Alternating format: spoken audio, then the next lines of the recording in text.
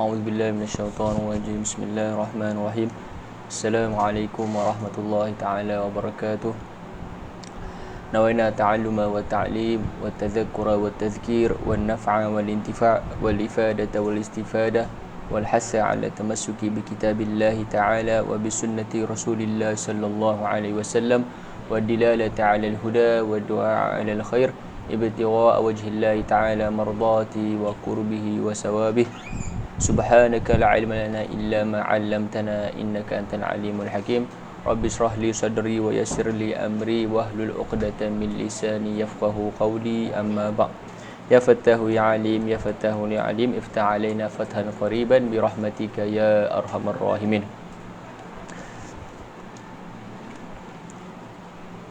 وإن شاء الله هذه الليلة المباركة نستمر الدرس في الكتاب مختصر لطيف.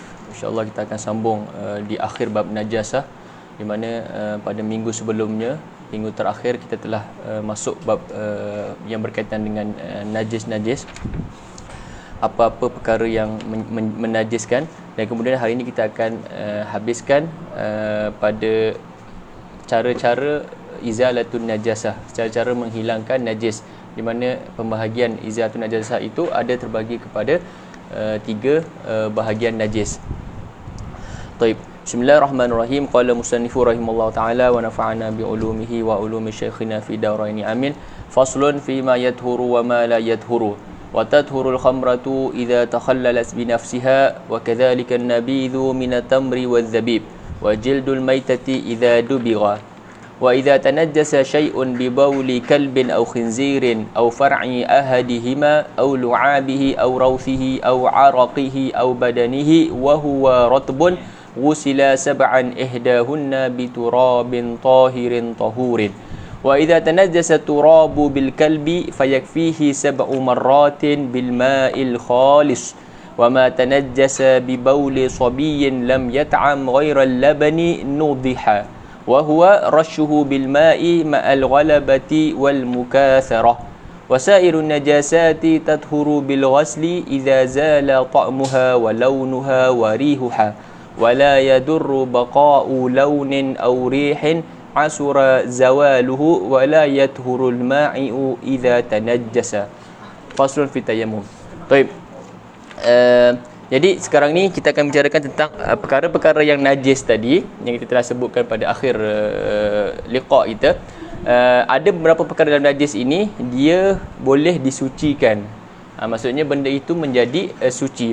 Di mana di sini ada disebutkan ada dua perkara dalam kitab ini, disebutkan dua perkara yang asalnya najis, tidak suci, tetapi dia menjadi suci. Okey, ini adalah istisna lah daripada perkara-perkara najis itu yang najis. Dan ini proses ini dia dipanggil istihalah. Okey, proses ini dipanggil istihalah. Jadi dengan istihalah ni perkara yang najis itu menjadi tahir. Jadi istihalah ini maksudnya adalah baqa'u syai' ala halihi ma'a taghayyuri sifatihi. Maksudnya ain itu ada tetapi sifatnya berubah.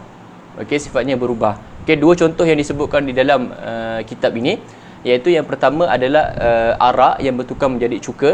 Okey, al-khamru yastahil ila al-khal atau yataghayyar ila al-khal. Kemudian kulit binatang, jildul maitah idza dubigha bin dibagh. Okey, dengan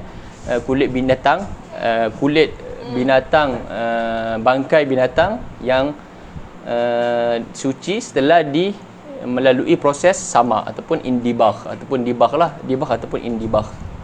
Ini adalah dua perkara yang asalnya najis kemudian dia menjadi tahir. Okey, ini adalah istisna lah daripada kaedah asl. Taib, wa tatrul khamratu idza takhallalat bi nafsiha. Jadi khamar ini, arak ini dia akan menjadi tahir. Okey, sama ada arak ini muhtarama ataupun ghairu muhtarama. Jadi kita telah tahu tentang maksud arak muhtarama dengan arak ghairu muhtarama. Jadi muhtarama dengan ghairu muhtarama ini dia ya ta'allaq biqasdi orang yang membuat khamru itulah, sekiranya dia mengambil jus anggur itu untuk dijadikan arak, maka arak itu dipanggil ghairu muhtaramah. Tapi sekiranya dia kumpulkan ataupun dia beli buah-buah anggur dan sebagainya tapi untuk membuat menjadi cuka, maka arak itu dipanggil muhtaramah.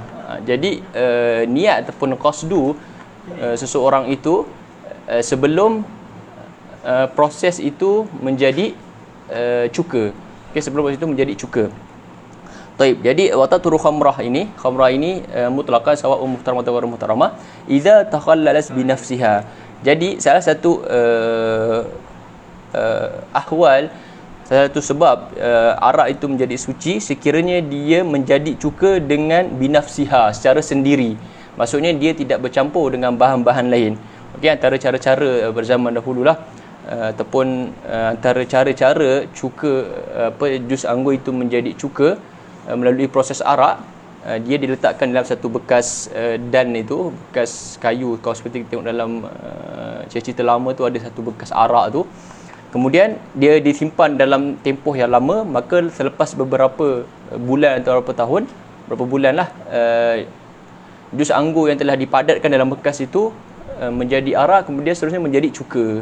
Jadi ini kita kata dia takhallalat, menjadi cuka binafsiha, secara sendiri. Maka araknya yang pada asalnya haram itu menjadi cuka, seterusnya menjadi cuka. Jadi arak ini dipanggil tahir lah. Hatta di akhir pun kita tak panggil arak, kita panggil cuka. Jadi ini salah satu ahwal, satu halah yang mana khamru itu tahir. Dia kata di sini idza takhallalat binafsiha, sekiranya dia menjadi cuka dengan sendiri, maksudnya tidak bercampur dengan bahan lain, sama ada apa-apa bahan lah, bahan tu najis ataupun tahir. Taib.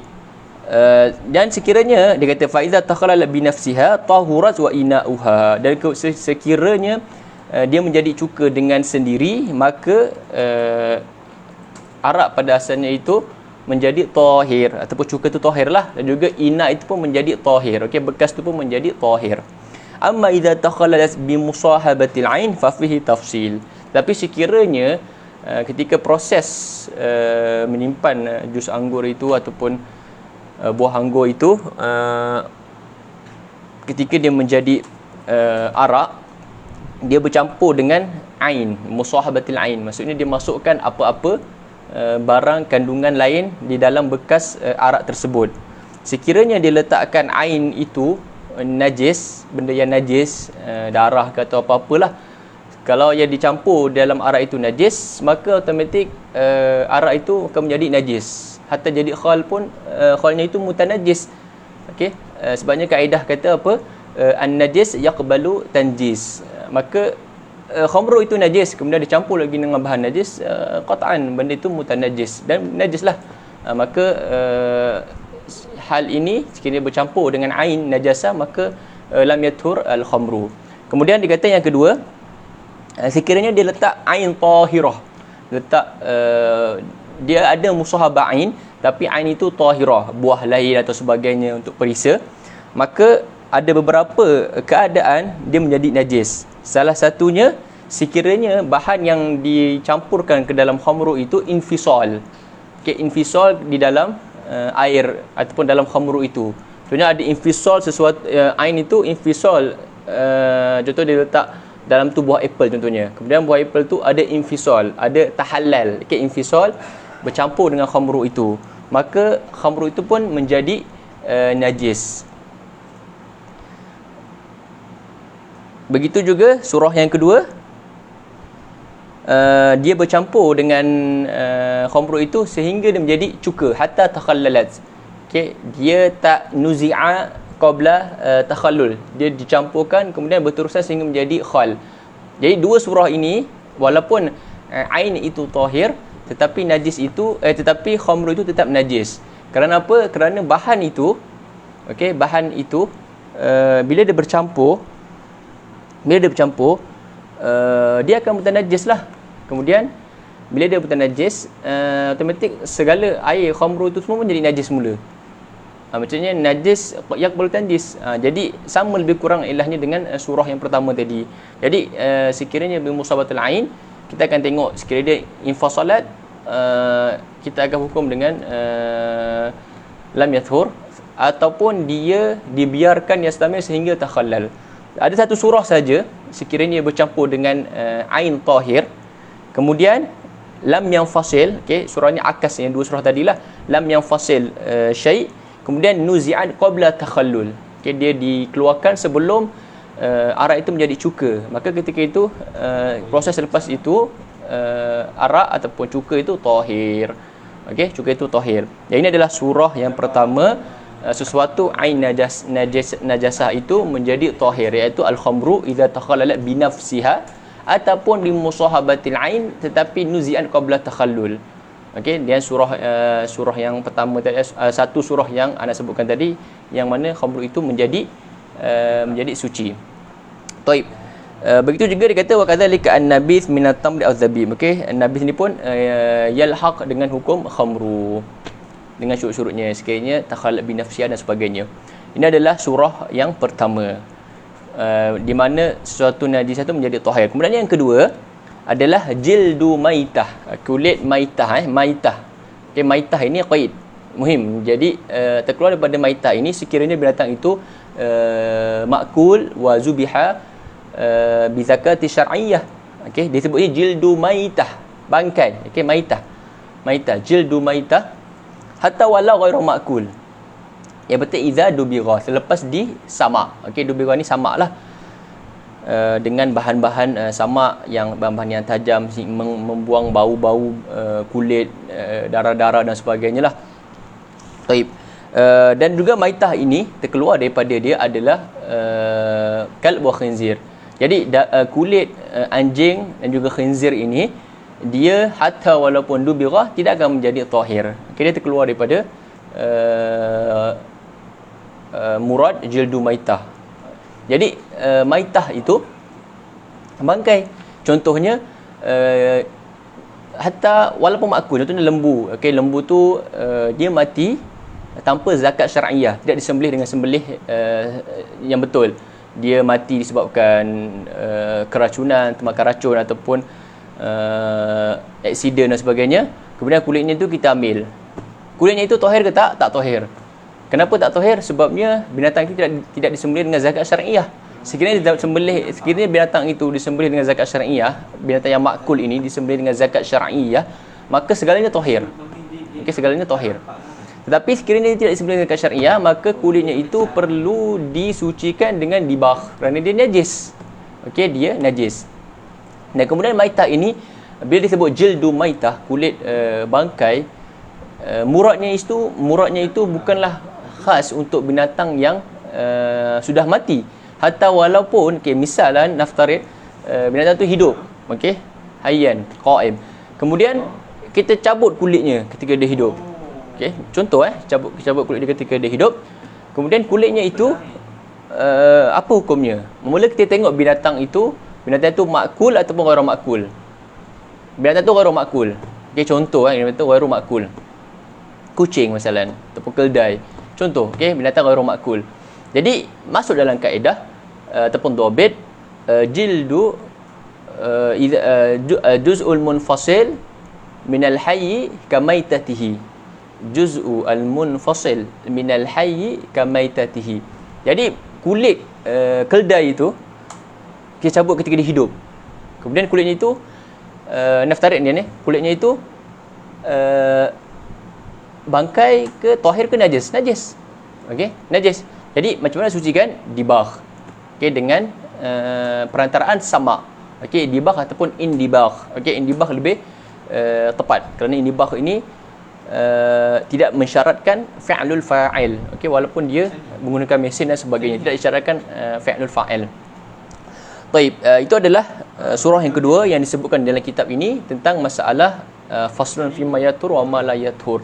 Jadi dua ini sahajalah yang dikecualikan daripada perkara yang najis yang menjadi suci. Yang itu pertama tadi arak dan juga nabis, arak dan juga nahwuhu lah. Kemudian yang kedua adalah jildu, okay, kulit binatang. Kulit binatang setelah disamak, idza dubira. Baik. Seterusnya kita akan masuk perbahasan wa idza tanajjasa. Okey, di sini musannif menyambung terus. Tapi kita tahu di sini adalah berkaitan dengan masalah berkaitan dengan izalatun najasah, cara-cara menghilang ataupun membersihkan atau membuang najis.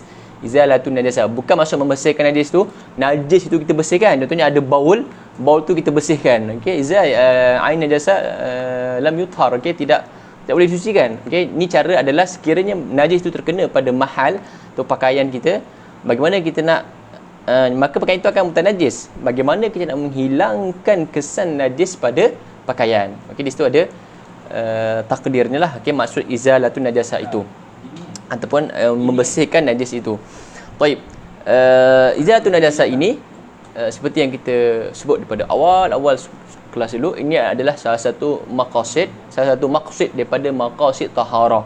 Di mana maqasid taharah ada 4. Okey, yang pertama wudu, yang kedua al-ghuslu, at-tayammum dan juga izalatun najasah. Okey, di sini yang ketiga lah dalam tertib kitab ini. Yang ketiga dalam maqsid iaitu izalatun najasah. Selepas ini baru ada tayammum. Kemudian faslun sedikit tentang haid, nifas secara ringkas. Kemudian selesailah bab taharah. Kita akan masuk dalam bab as-solat selepas itu. Baik. Dalam izalatun najasah ini ada 3 bahagian najis-najis yang dibahagikan kepada 3 ini atas dasar cara untuk membersihkan najis itu. Jadi dibahagikan kepada 3 bahagian ini berdasarkan cara-cara untuk membersihkan najis tersebut.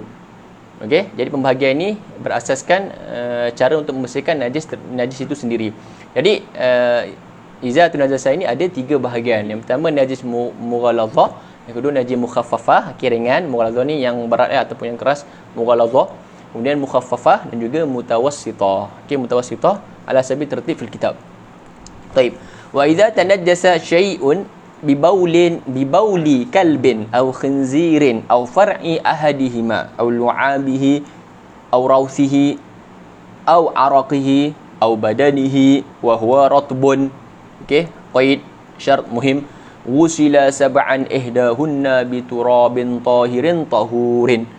Baik. Sekiranya ini adalah pembahagian najis yang pertama, iaitu ini ataupun bahagian ini dipanggil najasah mughalladhah. Okey, najasah apa? Mughalladhah. Okey, najis yang berat ataupun yang paling tinggi lah, yang paling berat sekali. Najasah mughalladhah. Jadi najis mughalladhah ni apa? Najis mughalladhah ni adalah sekiranya sesuatu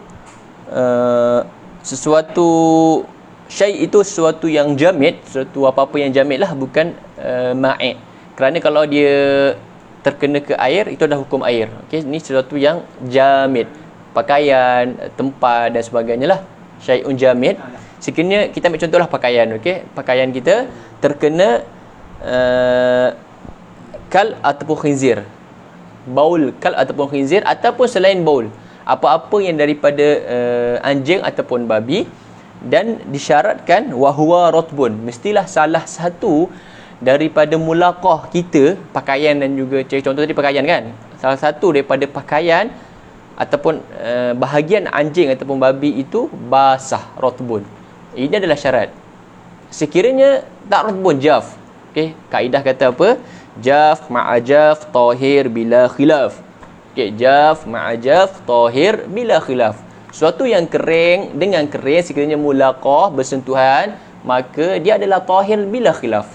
Okey, masalahnya sekiranya ada rutubah, sama ada salah satu pakaian kita ataupun anggota kulit anjing atau babi itu ada rutubah, ada lembab, ada air.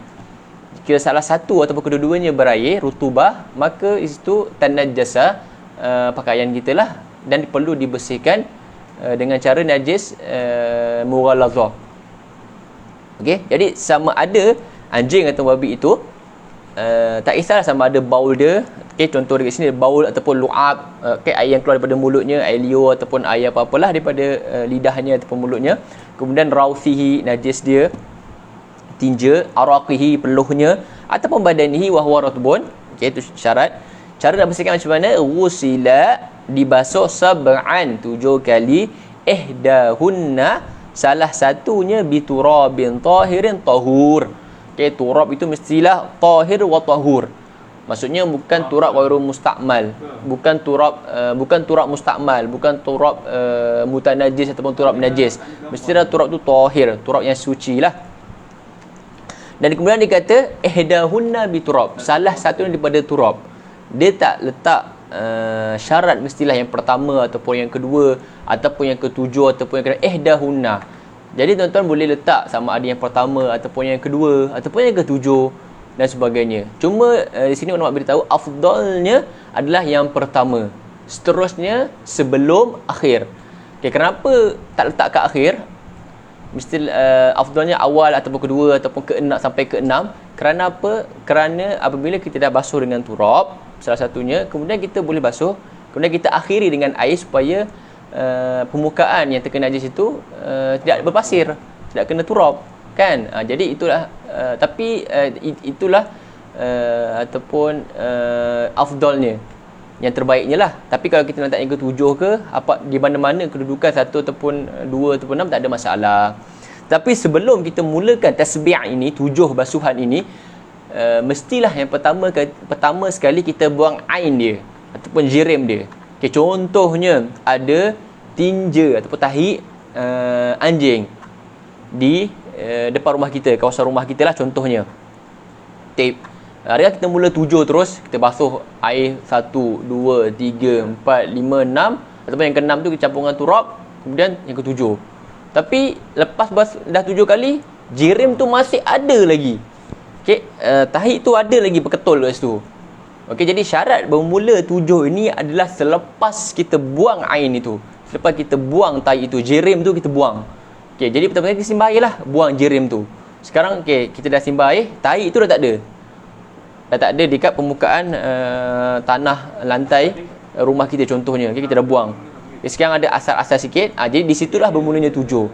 Sekiranya basuhan membuang jirim ataupun ain itu mengambil sehingga 10 basuhan ataupun 20 basuhan, tetap dikira sebagai satu. Okay, tidak bermula lagi kiraan 7. Kerana ain masih ada lagi, jirim masih ada lagi. Okay, itu yang pertama. Yang kedua, ihdahunna biturab ni ada cara ataupun kaifiyah mazj, macam mana nak campurkan turab ini. Okay, ada beberapa kaedah ataupun beberapa cara kaifiat, 3 kaifiat. Yang pertama, sama ada kita nak campurkan turab dengan air ni daripada luar. Okay, kita ada baldi, dalwon, campurkan air, campurkan turab. Kita kacau, tamzizkan dia, tamziz kan, muzija, turab dan juga apa tu? Turab dan juga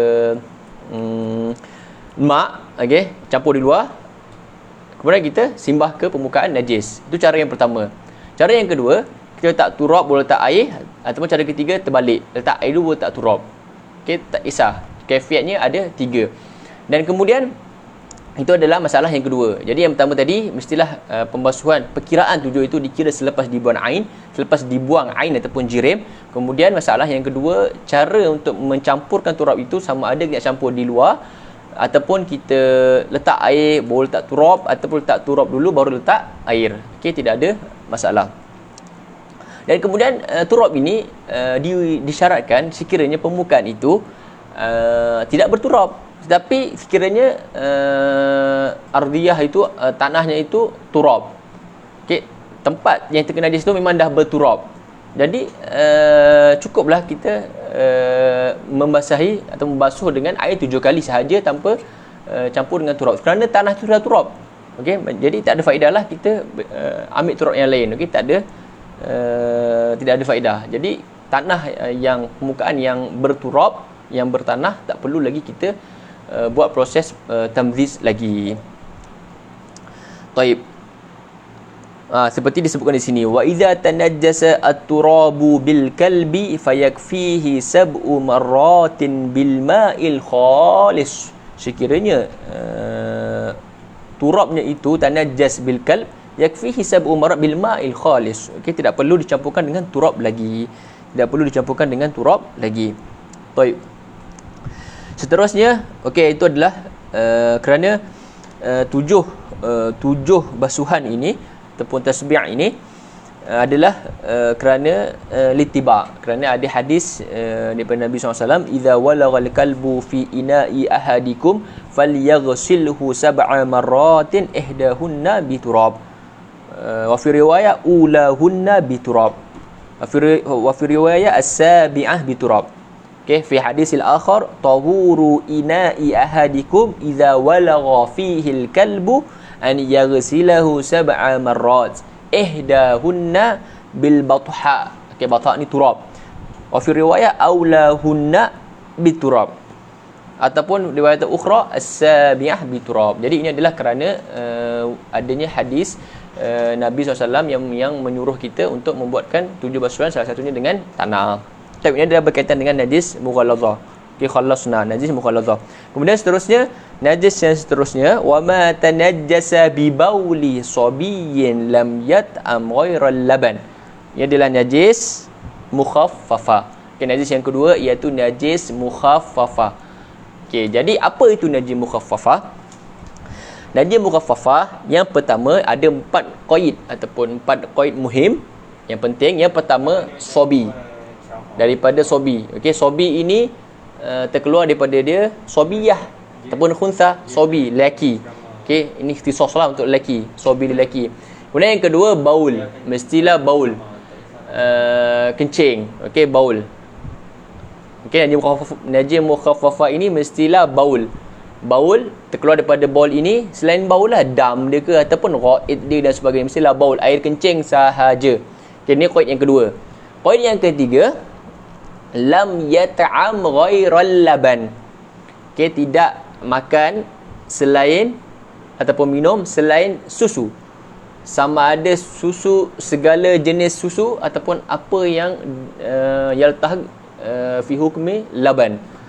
Okey, qaid yang ketiga ni mestilah dia tidak makan selain laban. Maksudnya dia hanya makan susu litaghazi. Okey, taghazi ni qaid fil qaid. Okey, qaid fi dakhil qaid. Okey, itu adalah qaid yang ketiga, lam yata'am ghairal laban. Maksudnya dia hanya yata'am al-laban faqat litaghazi. Kemudian yang keempat, okey, lam yablugh haulain, tidak sampai 2 tahun tahdidan. Okey, tahdidan secara tepat, perkiraannya tepatlah.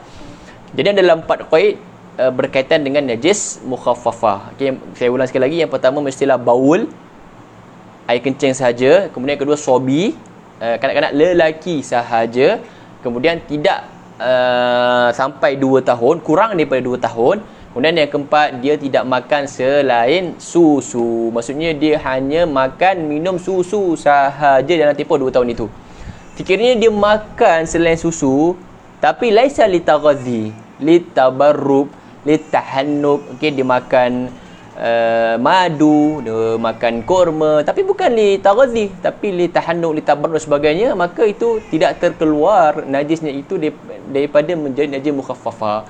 Kerana syaratnya dia makan, syarat yang mengeluarkan dia daripada najis mukhaffafa, dia mestilah makan selain susu itu taghazi. Tapi kalau dia makan selain susu bukan untuk taghazi tapi untuk tahannuk atau tabarruk masalan, maka masih boleh. Yang penting untuk taghazi dia mestilah makan dan minum hanyalah susu sahaja. Okey, saya harap jelaslah. Baik. Okey, tafri'. Amma law tu'ima ma'al laban syai'an. Okey, dia budaknya itu, sobil lelaki itu, dia diberi makan susu ma'al laban syai'an, walau mak, dicampurkan susu, dia diberi makan susu dan juga benda lain, walau ma'an, walaupun air, fabauluhu najasa mutawassita, kerana dia terkeluar daripada salah satu quyut yang saya sebutkan antara 4 itu. Kerana dia makan untuk taghazi selain susu, maka terkeluarlah. Okey, terkeluar. Baik, kemudian macam mana nak bersihkan najis ni? Okey, nudiha. Okey, cara nak bersihkan najis mukhaffafa ini, nudiha. Okey, ni paling ringan lah, sebab tu dia panggil mukhaffafah, yang ringan. Nudiha, mana nudiha apa? Rashuhu bil ma' ma'al ghalabah wal mukathara. Okey, cukuplah dengan merenjis. Okey, merenjis air. Okay, kita ambil air dalam cawan masalan, kita renjiskan. Okey, itu namanya nudiha. Bila sayalan, tanpa perlu mengalirkan air. Sekiranya air tu mengalir, dia panggil ghuslu. Okey, jadi dalam tertib basuh ni ada namanya nudiha ataupun rush. ada dia panggil mas, ada dia panggil ghusl. Okay, dalam bab ini ataupun dalam najis mukhafafah ini, sebab apa antara salah satu sebab dipanggil mukhafafah, sebabnya cara membersihkan atau cara menghilangkan najis itu sangat ringan, iaitu dengan kita rush, dengan cukup kita menjaskan air itu ma'al ghalabah wal mukathara, mestilah isti'ab al mahal, ataupun ta'mim al mahal, ta'mim mahal najasah yang terkena baul sobi itu. Okay, cukuplah rush, tak disyaratkan sayalan, tak disyaratkan. Okay, bukan maksudnya kalau dia sayalan tak sah, maksudnya itu dah lebih daripada sah lah. Taib. Jadi dalam ini saja yang yakfihi rush. Okey, ada beberapa kesilapan lah, ataupun contoh dalam bab uduk dia panggil ghus. Okey, anggota wuduk itu mestilah basuh. Bila masuk ghus, maksudnya mestilah sayalanul ma. Okey, al-ghuslu itu fil lughah sayalan. Dalam syar'an sayalanul ma, mestilah air itu mengalir. Tapi sekiranya contoh beberapa orang atau beberapa orang lah ketika cuaca sejuk dan sebagainya ataupun kekurangan air, dia letakkan air dalam spray, kemudian dia spray macam rasa spray. Okey, spray kemudian dia lap gitu je, sapu macam itulah emas. Jadi air itu tidak ada sayalan, maka adakah itu dipanggil ghuslu?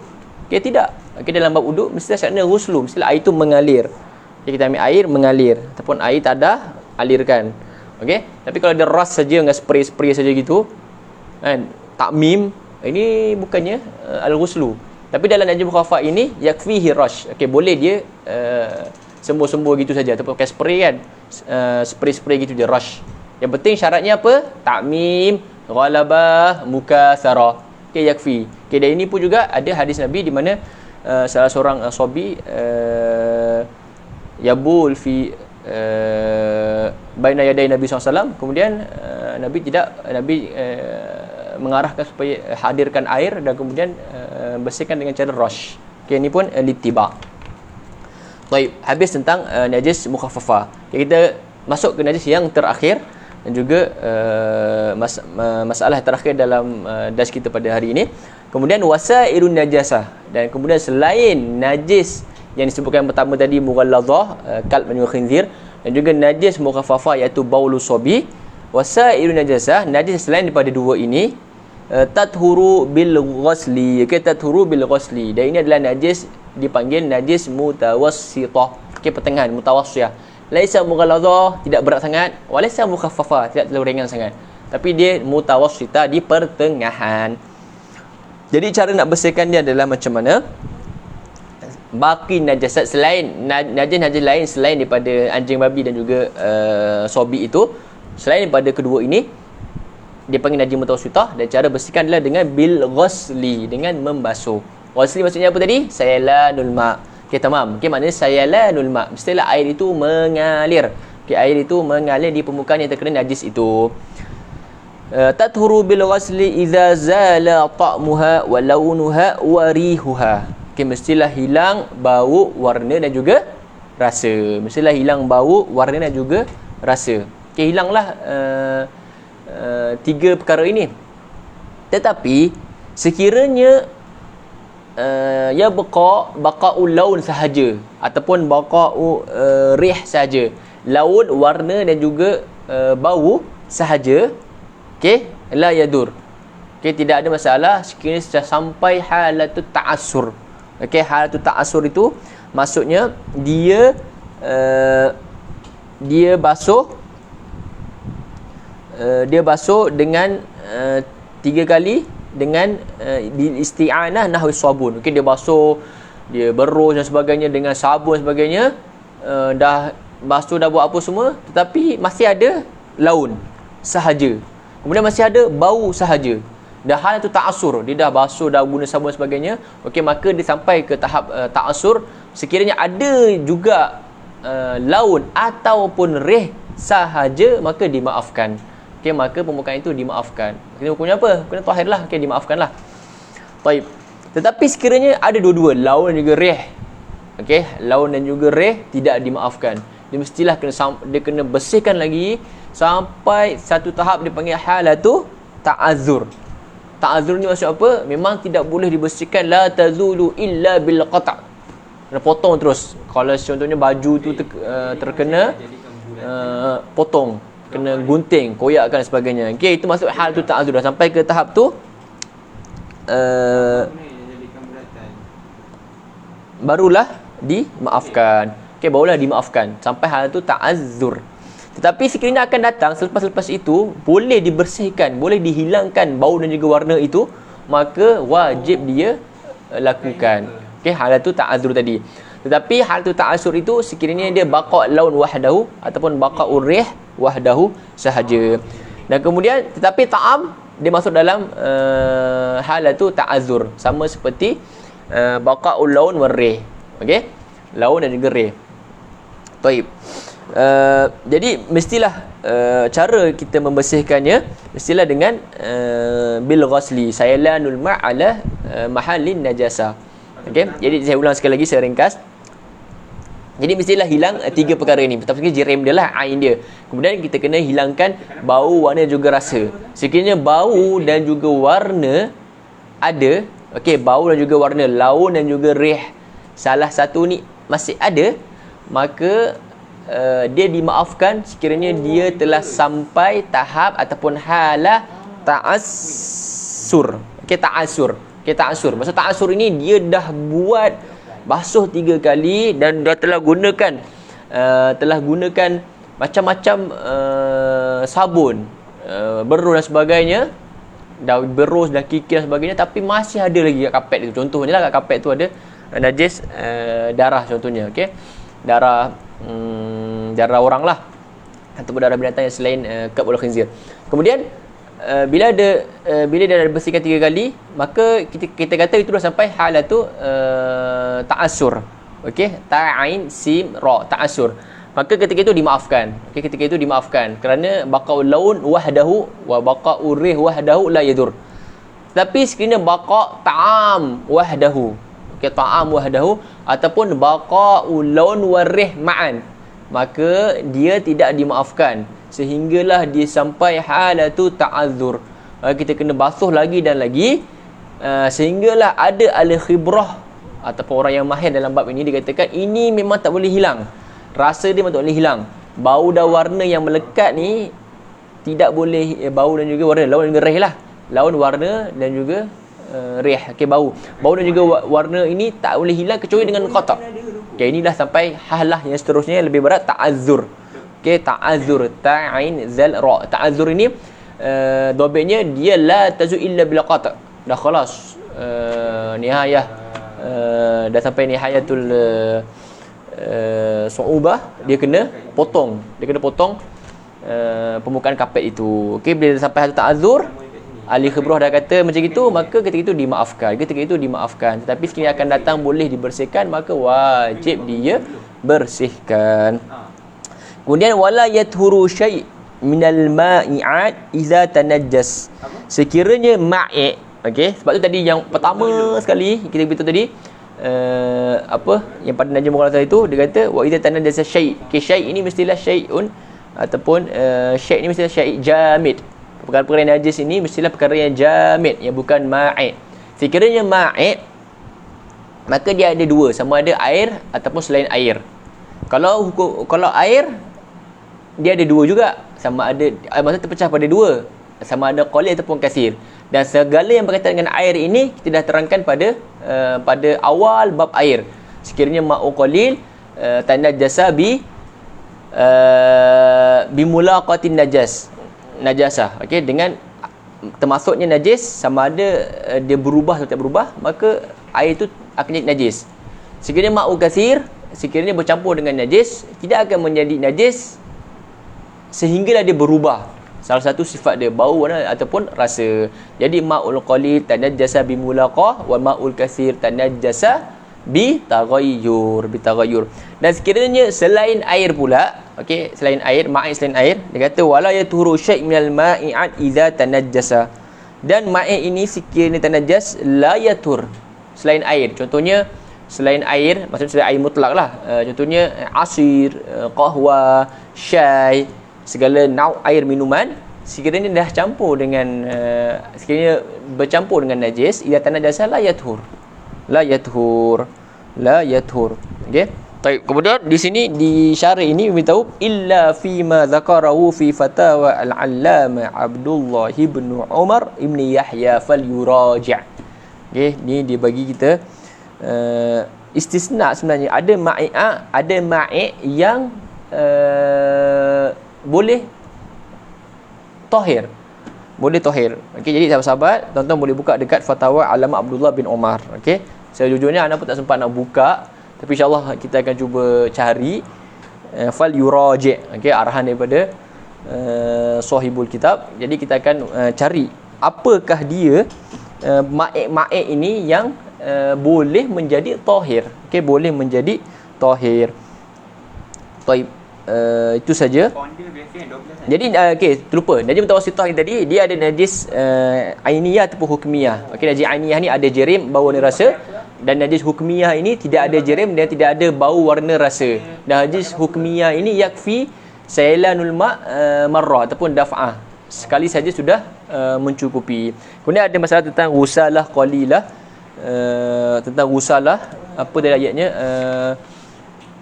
Ghusalah maksudnya air, sekiranya air yang sedikit kita gunakan untuk membersihkan najis, kemudian air selepas itu dia panggil ghusalah. Okey, ghusalah itu air itu dia boleh menjadi tahir, laisa tahur, maksudnya tahir ni dia tahir tapi ghairu mutahhir. Dia seperti hukum mustakmal. Dia akan menjadi tahir dengan beberapa ada tiga qaid lah, tiga sebab. Ada tiga syarat. Okey, yang pertama mestilah tahura mahal, tak lupa. Yang kemudian lam yataghayyar, kemudian la yazidul wazan. Okey, tiga syarat. Sekiranya tidak mahal tu tahir, kemudian tidak bertambah wazan dan juga tidak berubah. Airnya tidak berubah. Okey, ini tentang masalah wusalah. Okey, wusalah yang sedikit, yang qalilah. Salah satu surahnya contohnya mulut kita berdarah. Okey, mulut kita berdarah. Kemudian kita ambil air, kita masuk dalam mulut. Okey, sebab nak bersihkan darah lah. Kemudian kita komo-komo. Kita guna tempat madah untuk wuduk lah. Madah sunat wuduk lah ataupun sunat ghusl. Madah, kemudian kita keluarkan. Bila kita keluarkan, tengok airnya putih. Tidak ada darah. Kemudian tidak berubah, tidak ada warna lah, tidak ada warna darah dan sebagainya. Adakah madmadah kita tadi membasuh permukaan mulut kita itu dapat sunat madmadah? Maka ketika usalahnya itu, ketika baki airnya itu tidak berubah, maksudnya air yang kita gunakan untuk madmadah itu tidak tanajasa bidam yang ada dalam mulut kita. Okey, ni surah lah. Okey, surah lah, ana bagi surah tentang masalah ghusalah ini. Okey, jadi apa faedah kita tahu masalah baki air yang digunakan untuk basuh, baki air yang digunakan untuk basuh najis ini ataupun demi ghusalah ini, kerana airnya itu adalah seperti air mustakmal. Maksudnya airnya itu sekiranya tiga syarat ini ada, maka airnya itu hukumnya seperti hukum mustakmal, kita boleh gunakan balik. Tapi tauba'anlah, air mustakmal tak boleh digunakan untuk taharah dan juga izatun najasah. Kita boleh gunakan untuk basuh perkara-perkara yang tidak berkaitan dengan ibadat lah. Contoh basuh pakai bukan supaya lah, basuh inak, ghuslul inak dan sebagainya lah. Okey, wallahu a'lam wa ahkam. Jadi malam ini ataupun hari ini sampai sini saja kita punya muzakarah, dan insya-Allah pada minggu akan datang naltazim wala natawaqqaf insya-Allah taala. Kita akan masuk dalam bab tayammum. Kemudian tayammum adalah maksud min maqasid taharah al-akhir dalam kitab ini. Kemudian kita masuk dalam selepas itu faslun tentang haid nifas secara ringkas, dan kemudian kita akan akhiri bab taharah, dan kemudian kita akan masuk dalam bab al-wudu. Baik, jazakumullah taala khair. Sekiranya ada kesalahan ataupun ada tashih sabukul lisan dan sebagainya, boleh beritahu ana ataupun tegur dan sebagainya. Kita sama-sama muzakarah, sama betulkan apa yang salah dan sebagainya. Saya menerima segala-galanya. Jadi insya-Allah naltaqi fi usbul qadim fi amanillah wa fi hifzillah. Jazakumullah taala khair. Assalamualaikum warahmatullahi taala wabarakatuh. Astagfirullah.